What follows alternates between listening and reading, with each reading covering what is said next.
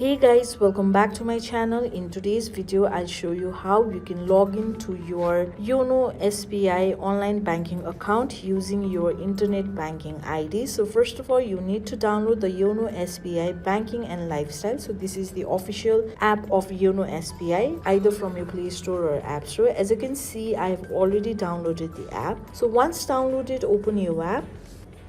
Then on the bottom of the screen, you will see your option with existing customer. Tap on it. Once you tap on this option, this pop-up will appear. Now all you need to do is tap on with login using internet banking ID. For this, you need to have a SBI internet banking ID. Therefore, tap on the yes option.